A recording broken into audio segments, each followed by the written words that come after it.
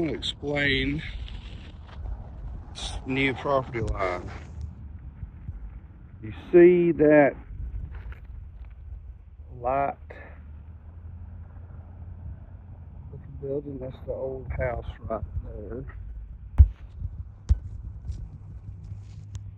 And the dark line is the new right-of-way, which runs through the house and turns at an angle. It goes from the stream up that slope and around. So that up that slope I just said is this angle. Now the new ditch line is over here and it misses the corner of the house. It goes to a pipe right here.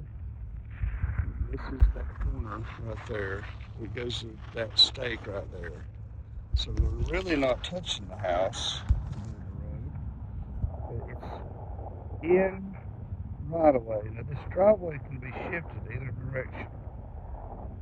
I've got it going into the edge of the house right here like this, but this can slide either way. That's changeable. So you can see I just want to cut the house off, and it doesn't have to have that angle. It could go to here, step back and over, and maybe a wall right there just to hide this corner where that waterfall was back there. See that? That angle.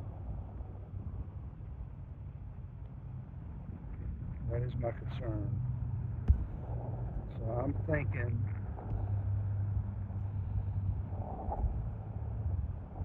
and then the old shop, which is right there, I think that ditch is coming through that edge of the old, that shop used to be over to here and down and over to here. I tore it down.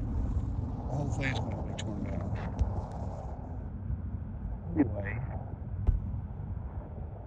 see that the edge of the highway is going to be right over here. According to that.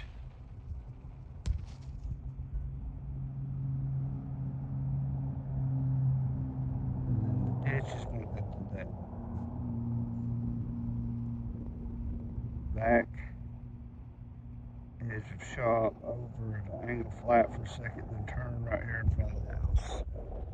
So here, and slightly turn into the back. So that's the ditch line. The edge of the road is going to be right here, the new lane of the highway. So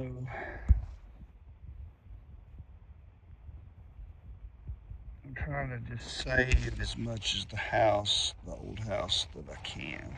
It doesn't have to go to the angle, but I'm trying to camouflage that corner so over and back, or even build a deck back behind it just a little ways to put a wall. So I'm trying to save over here and here and here and here and back, and then camouflage this corner with a small deck, flat wall in the front to replicate. Especially that would look the same inside that garage. Tear this off the front. Probably reuse that siding. And according to this, the corner turn, this is the single story section. None of that roof changes after it's tore down in the back. You see this right here,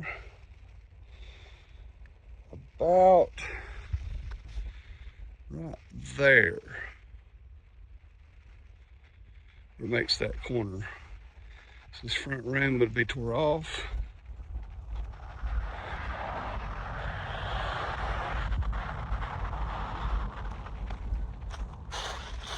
And that's the angle. So the angle goes through there.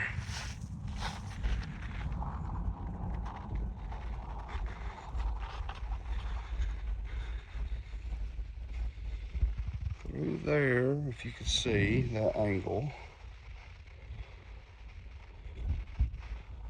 And that little porch right there.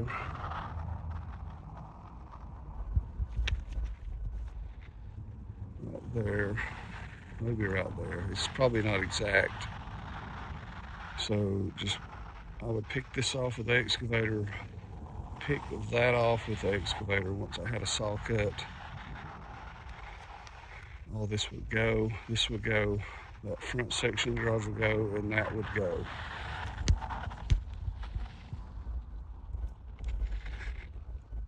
Highway will be over here.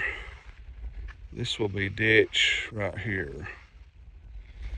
So I'm trying to have my lawyer work out. I mean, I know the shop's going. I've already torn half of it down myself, but that ditch is actually coming right through here. Ditch, shoulder, the lane is coming through here to the highway. This is the stream. See my buffer, how close I am with this house. Trying to save just a foundation. Keep it for like an office or something while I build the new shop and the new house on the mountain up there. And then rent this out later and remodel it later because obviously it needs it. It's an old house.